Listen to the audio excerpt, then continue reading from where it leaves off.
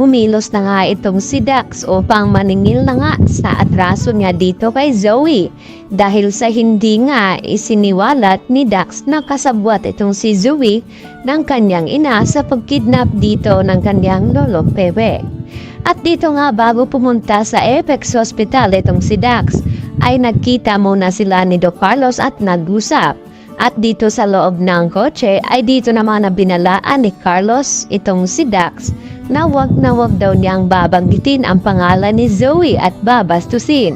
At nagtaka naman itong si Dax dito kay Carlos na baka may gusto daw ito kay Zoe at dito naman na tila nainis itong si Carlos dahil hindi niya nga masabi-sabi dito kay Dax na itong si Zoe ay anak niya dito kay Moira.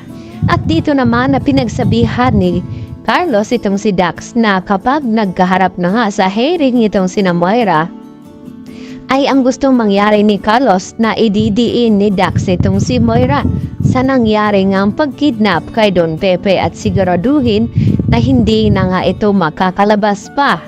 At dahil gumawa na nga at kumilos na itong si Moira sa loob ng selda, dito naman na tinupad ni Moira ang inodos ng ninang na kunin daw lahat ng cellphone na kinumpiska ng warden. At dito nga na matagumpay naman na pinasok ni Moira ang opisina ng warden at nakuha niya mga cellphone doon.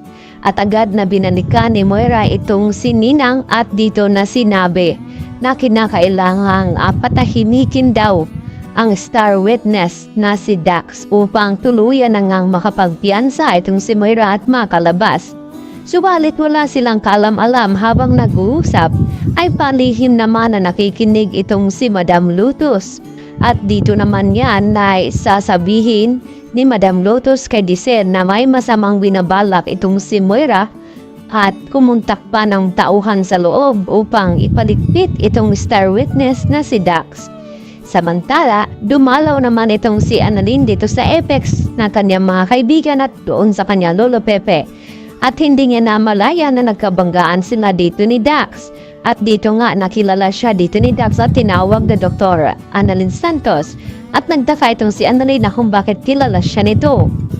At nagbigay pa ng bulaklak itong si Dax dito kay Zoe. At dito naman na nainis sa galit itong si Zoe dahil ang baho nga daw ng bulaklak na ito at napaka-cheap. At ito naman ang nagustuhan lalo ni Dax dahil palaban daw itong si Zoe. Kaya nung lumabas na nga ito sa Apex, ay dito naman na inabangan ni Dax sa labas itong si Zoe. At dito inaya na kinakailangan daw nilang lumabas at mag-date. At dito na inis sa galit itong si Zoe dahil hindi ang tipong lalaki ni Dax ang kanyang magugustuhan. At dito nga na sinabi ni Dax na baka nakakalimutan ni Zoe na may alam siyang sikreto laban dito sa kanyang ina na si Moira at sa kanya dahil magkasabwat na ang mga ito. At wala silang kalam-alam na palihim pala na nakikinig at nakinood sa kanila itong si Justin. At kinuna na sila ng larawan at video habang nag-uusap at binabalaan ni Zoe itong si Dax na siya dapat ang matakot dahil kayang-kaya daw niyang ipaligpit itong si Dax. At dito naman na sinabi ni Dax kay Zoe na dapat bago niya iyon magawa ay maipakulong na nga daw niya itong si Zoe. At dito siya natahimik sa sinabi ni Dax at narinig lahat iyon ni Justin. At ito na nga ang alas ni Justin laban dito kay Zoe na magpapagsak sa kanya. Yan po ating abangan bukas sa Abot Kamay na Pangarap.